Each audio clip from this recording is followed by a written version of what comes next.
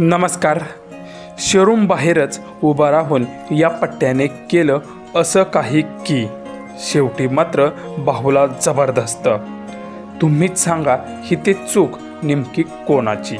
सविस्तर व्हिडिओ पुढे पाहण्याआधी चॅनलवरती तुम्ही नवीन असाल तर आपला आरजे मराठी न्यूज चॅनल जरूर सबस्क्राईब करून घ्या. आपण सामान्य लोक म्हणजे कुठून कुठून पैसे जमा करून एखादी टू व्हीलर घेण्याचं स्वप्न आपण पूर्ण करतो.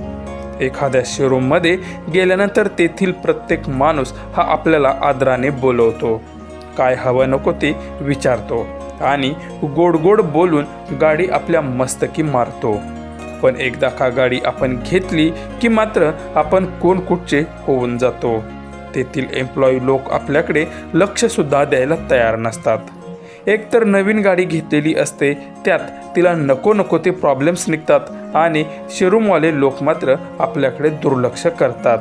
अशाच एका तरुणाने गाडी घेतली आणि ती गाडी डुप्लिकेट निघाली. त्या गाडीत त्याला भरपूर प्रॉब्लेम्स निघाले. शोरूममध्येही त्या तरुणाने सांगितले पण कोणीच त्याच्याकडे लक्ष देईना.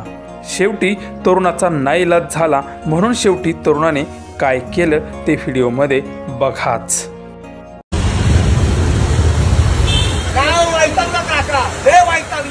त्यांना सर्व्हिस सेंटरला बोलण्याचं म्हणजे तुला काय करायचं का केलं.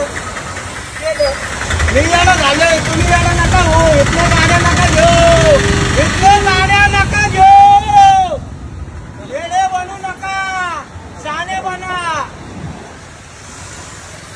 तुमची जर गाडी घेतली असेल तर कॅन्सल करा, पहिली कॅन्सल करा. येण्याची चादर घेतात आणि आपल्याला चादर घालतात.